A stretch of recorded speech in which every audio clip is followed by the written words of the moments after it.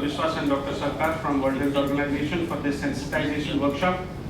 It is essential because we cannot survive under assumptions. We have been surviving on assumptions for ages together, and then suddenly we woke up to this onslaught of polio. And please don't take me otherwise. Incidentally, although I am not a WHO official, I am just a petty railway doctor. I have been associated with this polio campaign for the last more than 10 years, and that was through Rotary. Our Rotary Club has the territories of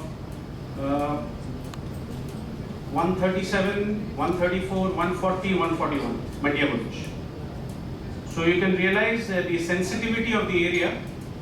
And recently, even in our district assembly, where we had the community service medical discussion, what we very diplomatically avoid, as has been evident from the slide, the most endemic segment of the population is the minority community. Bangladesh has forcefully eradicated by ensuring that immunization is mandatory.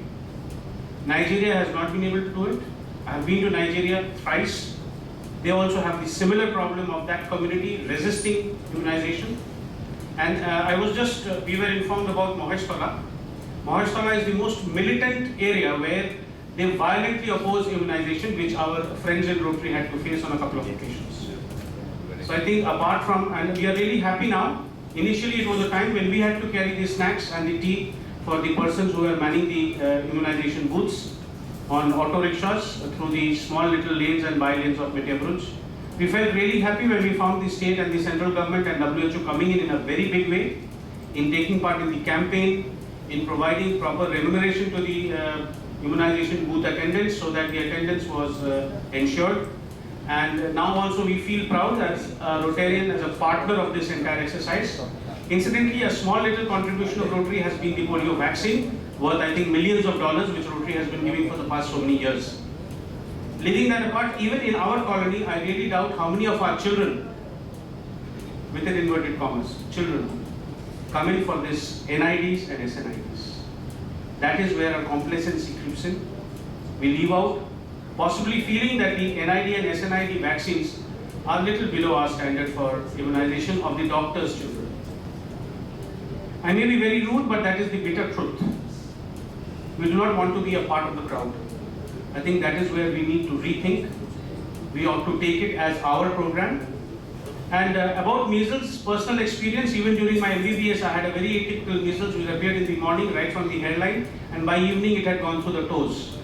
When I consulted the physicians in Safdarjung Hospital at New Delhi, where I did my MBBS, they told me it is atypical measles, don't bother about it. It has passed away, so you are lucky. So adults are affected with measles, some get it very bad, some just pass it off lightly. And as our doctors from WHO has pointed out, I think we must start reporting cases, not only investigating, also reporting, and some nodal person has to be decided who will be communicating with the nodal officers of WHO who have been kind enough to furnish all the details to us, including the telephone numbers. We have had a sensitization session in 2004 at Adra also, in Purulia district, the WHO surveillance officers, and I can assure you the mechanism by which the surveillance is done is really to be seen, to be believed. We cannot imagine that sort of a meticulous manner in which samples are collected, even in far off places. In railway we have a captive population, we have regular colonies, we have regular quarters, we have got health inspectors, we have got totally enlisted and enumerated population.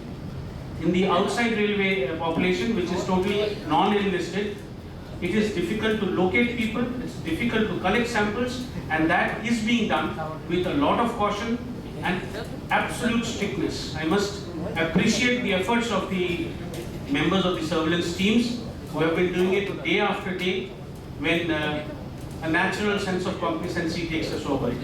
We should feel proud that with the efforts of all those who have been actively involved in this polio eradication program, India has become a non-endemic country.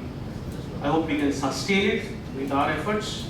And as Dr. Jha has just mentioned, tomorrow the API clinical meeting, the physicians should tell us how many of us should be present here, because the number was quite frightening. 70 people from the city would be coming. So we do not want to deprive them of their seats. So please be frank.